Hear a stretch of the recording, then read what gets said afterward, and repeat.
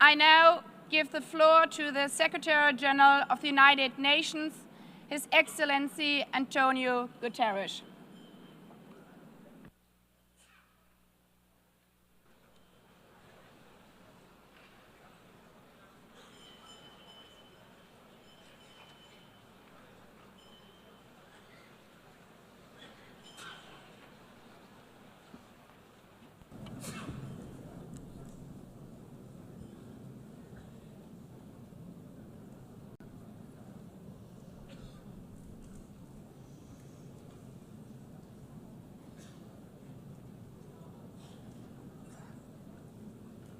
Please, could you take your seats?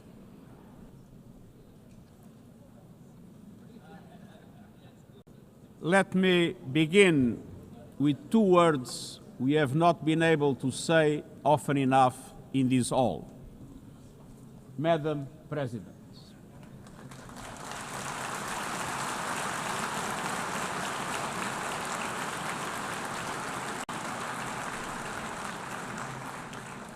Excellencies, ladies and gentlemen, 8 years ago, in a world scorched by war, leaders made a choice: cooperation over chaos, law over lawlessness, peace over conflict.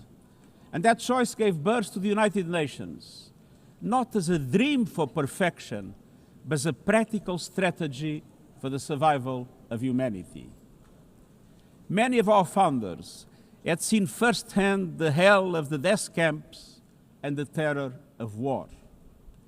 They knew that true leadership meant creating a system to prevent a replay of those horrors, a firewall against the flames of conflict and World War III, a forum for sovereign states to pursue dialogue and cooperation, and a concrete affirmation of an essential human truth: we are all in this together. And this General Assembly Hall is the heartbeat of that truth. It is why for decades, world leaders have come to this one-of-a-kind podium. It is why you are here today. Because at its best, the United Nations is more than a meeting place. It's a moral compass, a force for peace and peacekeeping, a guardian of international law, a catalyst for sustainable development, a lifeline for people in crisis, a lighthouse for human rights, and the center that transforms your decisions, the decisions of member states, into action. 80 years on, we confront again the question our founders faced, only more urgent, more intertwined, more unforgiving. What kind of world do we choose to build together? Excellencies, we have our work cut out for us, as our ability to carry out that work is being cut from us. We have entered in an age of reckless disruption and relentless human suffering. Look around. The principles of the United Nations that you have established are under siege. Listen, the pillars of peace and progress are buckling under the weight of impunity, inequality, and indifference.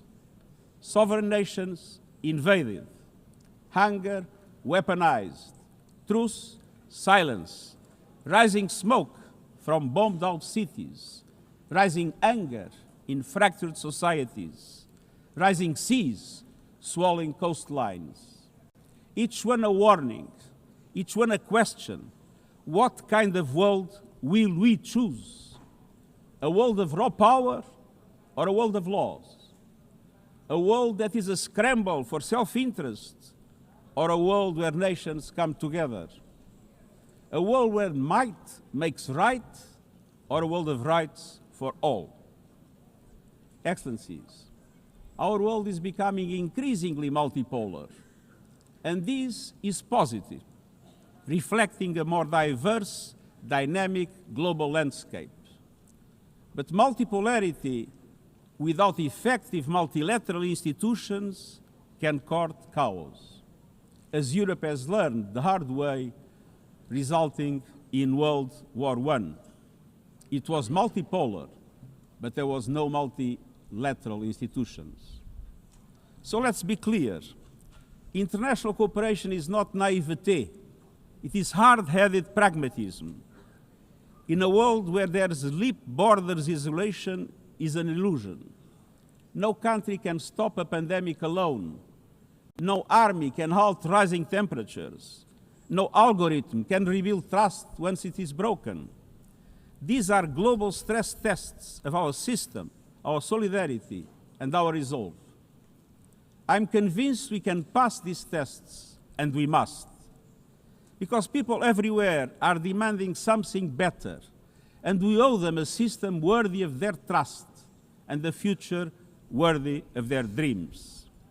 And so we must make the choice, an active choice, to reaffirm the imperative of international law, to reassert the centrality of multilateralism, to reinforce justice and human rights, and to recommit to the principles that gave rise to our organization, and to the promise contained in its first words, we, the peoples. Excellencies, the choices we face are not part of an ideological debate. They are a matter of life and death for millions. As I scan the global landscape, we must make 5 critical choices. First, we must choose peace rooted in international law. Peace is our first obligation. Yet today, wars rage with a barbarity we vowed never to allow. Too often, the Charter is brandished when convenient and trampled when not. But the Charter is not optional. It is our foundation. And when the foundation cracks, everything built upon fractures. Around the world, we see countries acting as if the rules don't apply to them. We see humans treated as less than human, and we must call it out. Impunity is the mother of chaos, and it has spawned some of the most atrocious conflicts of our times. In Sudan, civilians are being slaughtered, starved, and silenced. Women and girls face unspeakable violence. There is no military solution. I urge all parties, including those in this hall, end the external support that is fueling this bloodshed. Push to protect civilians, because the Sudanese people deserve peace, dignity, and hope. In Ukraine, relentless violence continues to kill civilians, destroy civilian infrastructure, and threaten global peace and security. I commend recent diplomatic efforts by the United States and others. We must work for a full ceasefire and a just, lasting peace in accordance with the Charter, UN resolutions, and international law. In Gaza, the horrors are approaching a third monstrous year. They are the result of decisions that defy basic humanity. The scale of death and destruction are beyond any other conflict in my years as Secretary General. The International Court of Justice has issued legally binding provisional measures in the case named Application of the Convention on the Prevention and Punishment of the Crime of Genocide in the Gaza Strip. Since then, a famine has been declared and the killing has intensified. The measures stipulated by the ICJ must be implemented fully and immediately.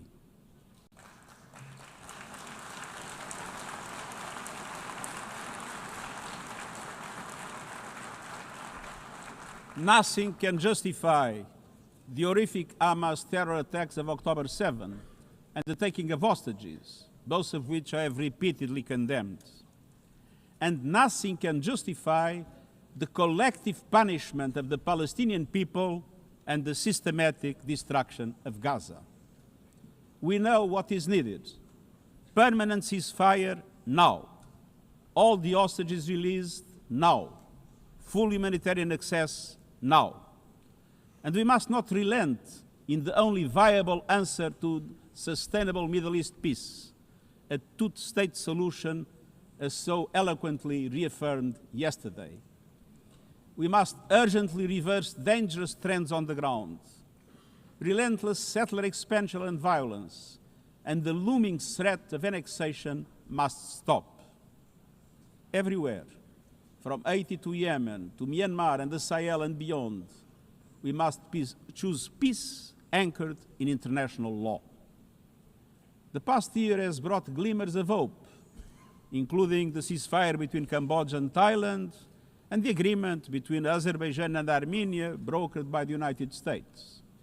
But far too many crises continue unchecked.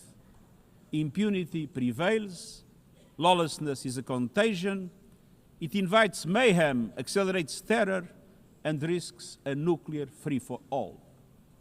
When accountability shrinks, graveyards grow.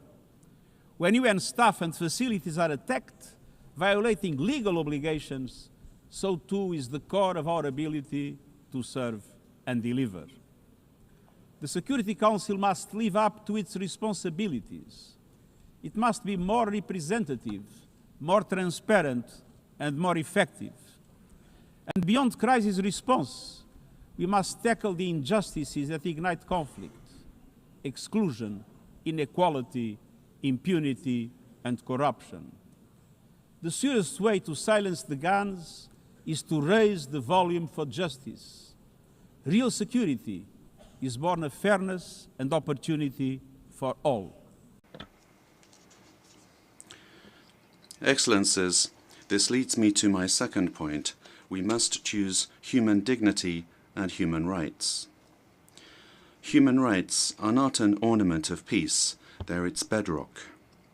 Human rights, economic, social, cultural, political, and civil, are universal, indivisible, and interdependent. Choosing rights means more than words.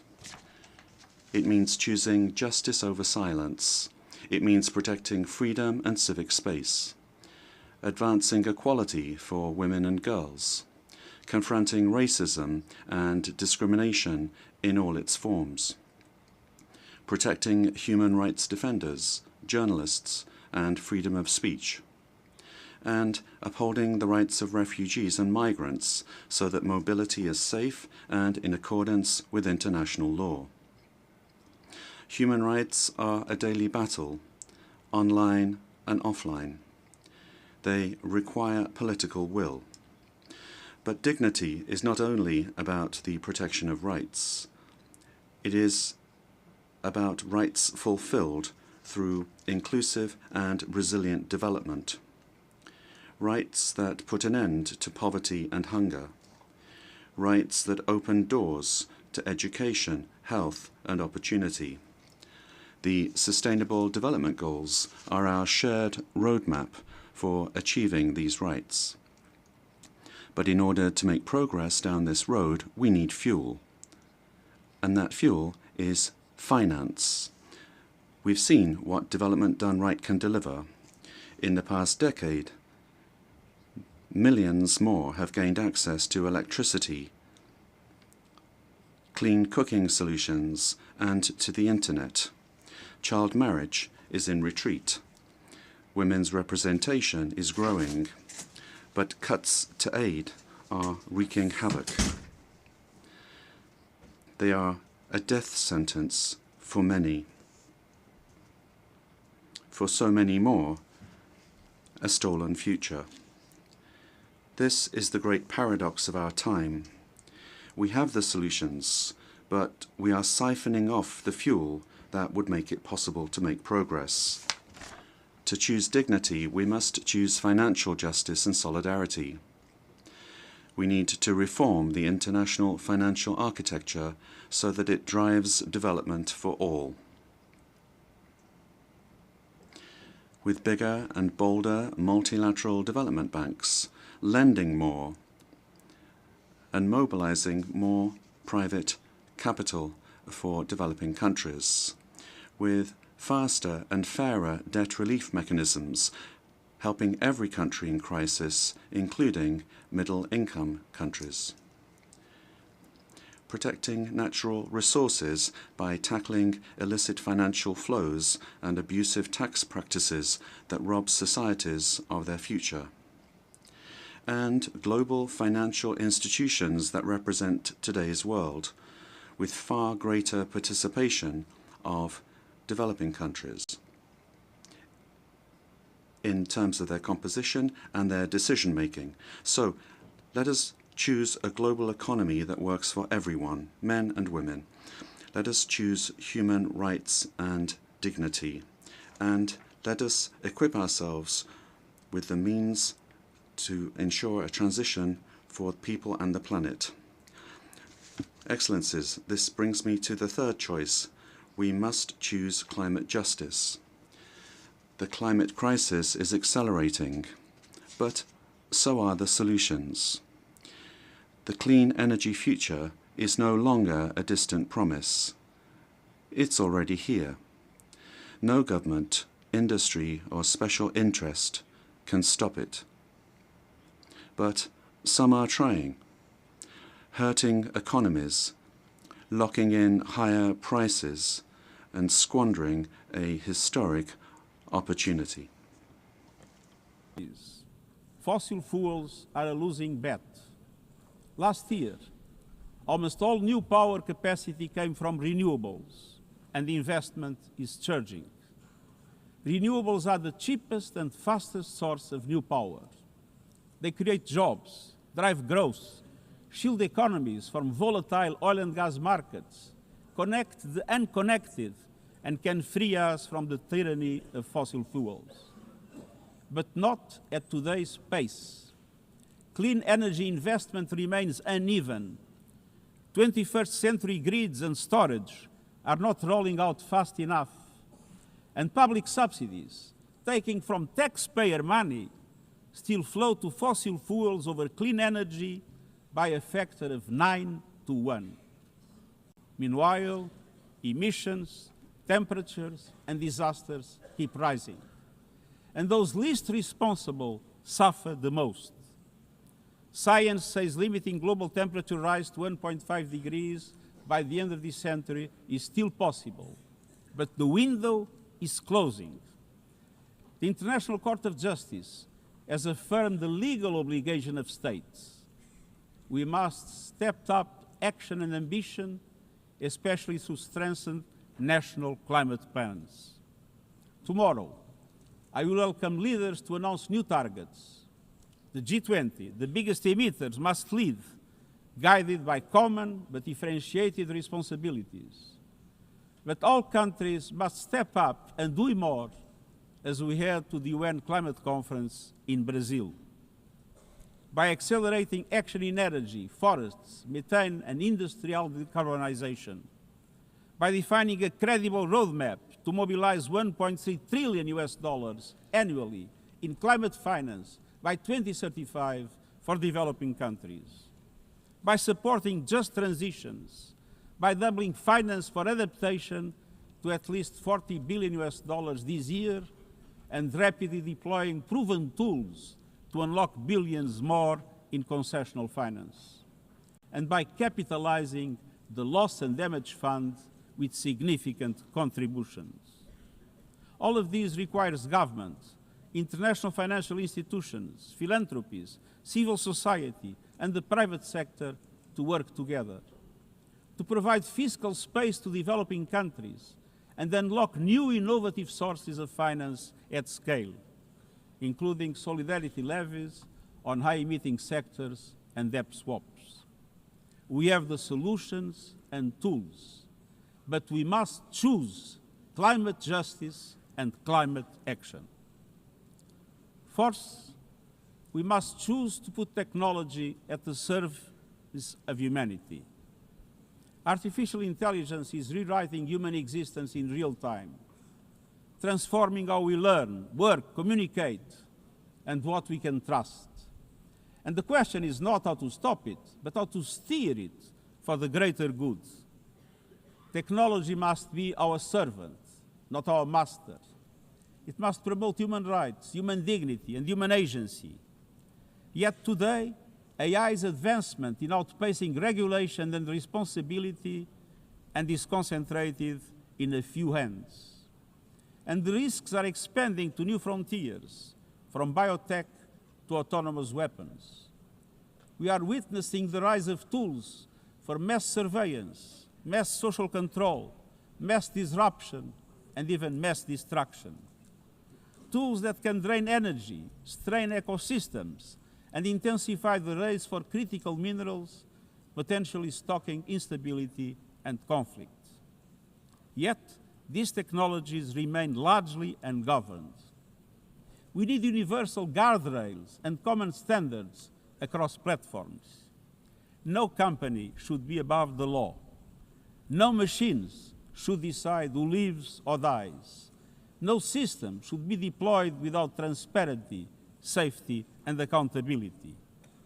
Last month, this Assembly took a historic step, establishing an independent international scientific panel on AI and an annual global dialogue on AI governance. Two new pillars of a shared architecture, connecting science with policy to bring clarity and foresight, enabling innovation to flourish while advancing our values and our rights, and ensuring governments, companies, and civil society can help shape common norms. We must build on these mechanisms and close the capacity gap. All countries must be able to design and develop AI, not just to consume it. I have proposed voluntary financing options to build AI computing power, data, and skills in developing nations. No country should be locked out of the digital future or locked into systems it cannot shape or trust.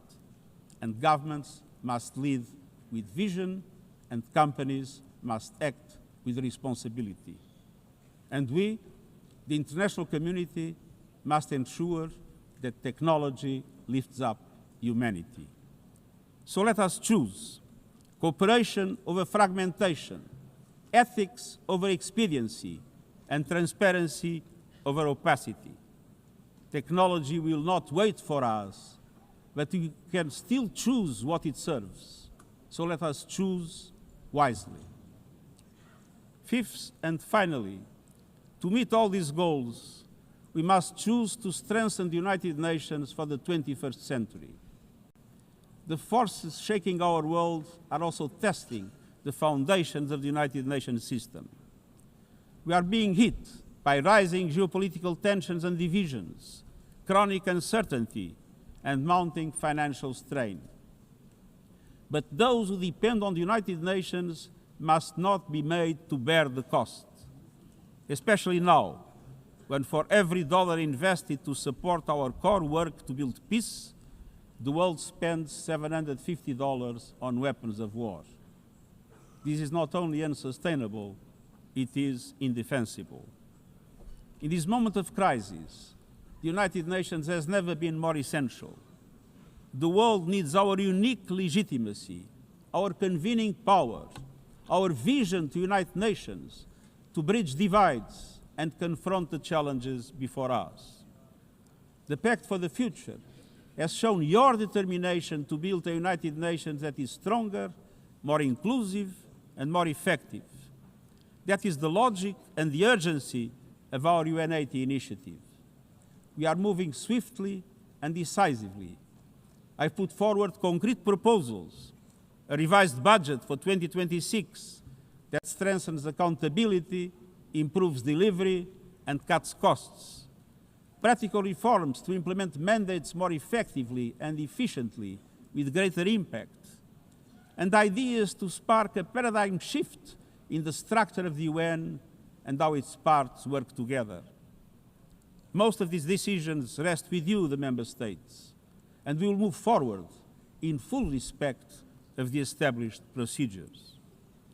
Together, let us choose to invest in a United Nations that adapts, innovates, and is empowered to deliver for people everywhere. Excellencies, my overriding message comes down to this. Now is the time to choose. It's not enough to know what the right choices are. I urge you to make them. I grew up in a world where choices were few. I was raised in the darkness of dictatorship, where fear silenced voices and hope was nearly crushed. Yet, even the bleakest hours, especially then, I discovered a truth that has never left me. Power does not reside in the hands of those who dominate or divide. Real power resides from people, from our shared resolve to uphold dignity, to defend equality, to believe fiercely in our common humanity and the potential of every human being. I learned early to persevere, to speak out, to refuse to surrender, no matter the challenge, no matter the obstacle, no matter the hour. We must and we will overcome. Because in a world of many choices, there is one choice we must never make, the choice to give up. We must never give up. That is my promise to you, for peace, for dignity, for justice, for humanity, for the world we know is possible when we work as one. I will never, ever give up. Thank you.